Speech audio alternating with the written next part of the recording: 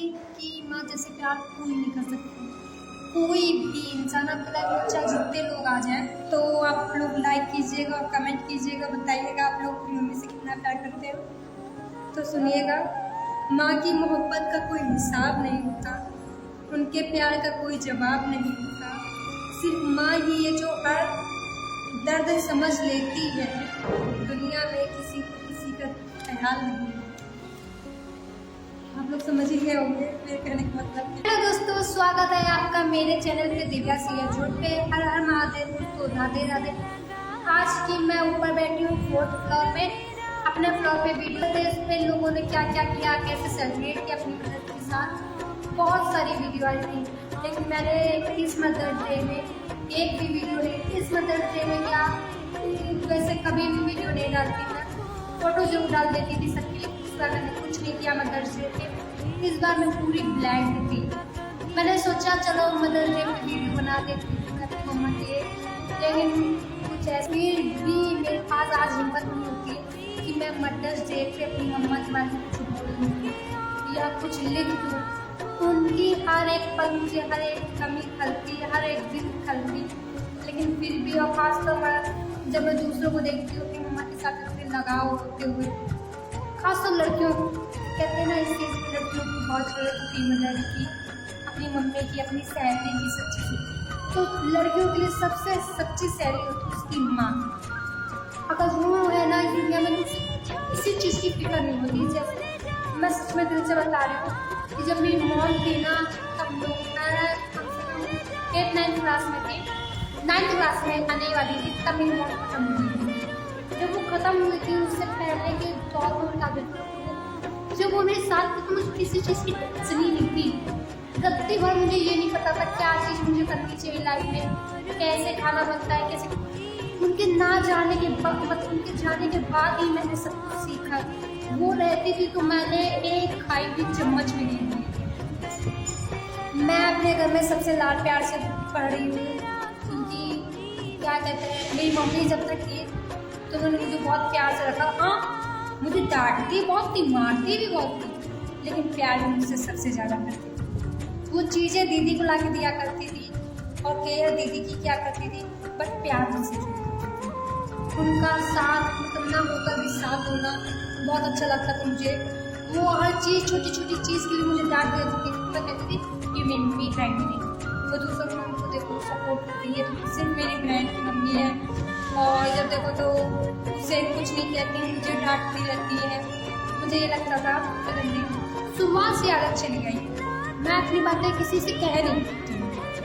मैं अंदर ही अंदर रखती हूँ तो घुटने लगती हूँ। जब मैं घुटने लगती हूँ ना, तो मुझे एकदम गुस्सा होता था, जब गुस्से के ऊपर निकालने लगती हूँ। तो जब ये मुझसे नहीं होता, मैं बहुत कंट्रोल करती हूँ, मैं खुद के ऊपर निकालने लगती हूँ, खाना छोड़ देती हूँ और टेंशन लेने लगती हूँ, तो उससे अपना शरीर बर्बाद कर लेती हूँ मैं। फिर उसके बाद फिर मेरी दूसरी आदत क्या थी कि मैं जब मैं अकेले होती हूँ तो सब चीज़ें लिखने लगती हूँ। कॉपी में लिखना इतना पसंद है मुझे, इतना पसंद है कि अपनी सारी भड़ास में कॉपी भी बना देती हूँ। जैसे कि अब तो मेरी आदत हो गई कि मैं कैमरे में सारी भड़ास वीडियो में बनाती हूँ। तो मैंने अपनी मम्मी के लिए कुछ लाइन लिखी है, मैं आप लोगों को दिखा देती हूँ मैंने अपनी मम्मी के लिए क्या लाइन लिखी है।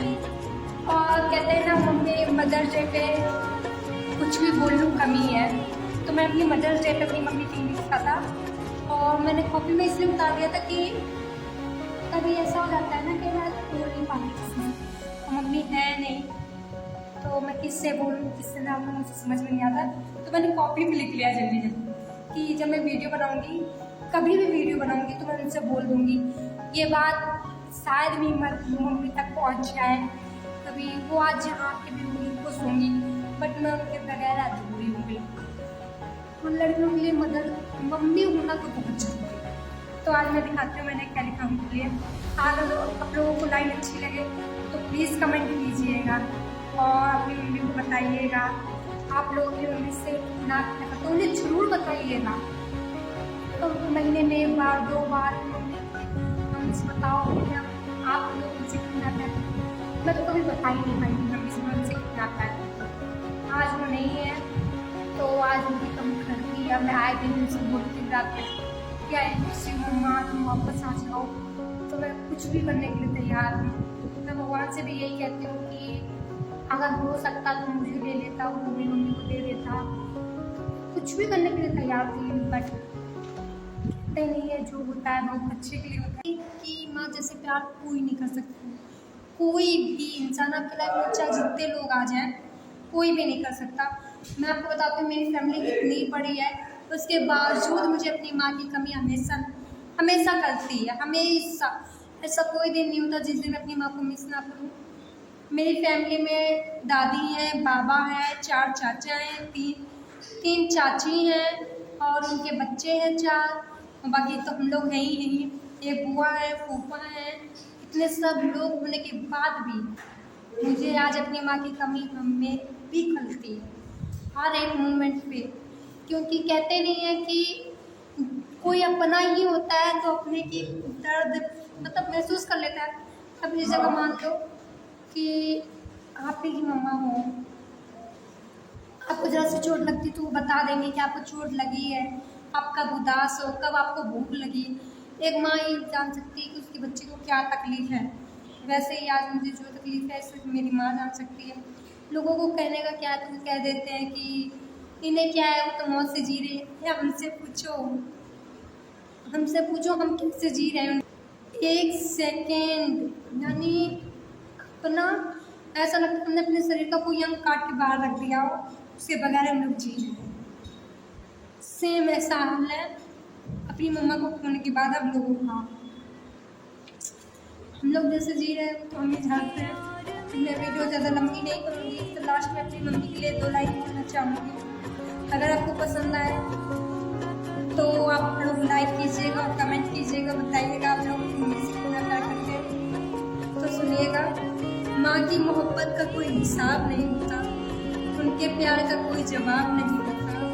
सिर्फ माँ ही है जो हर दर्द समझ लेती है, दुनिया में किसी का ख्याल नहीं।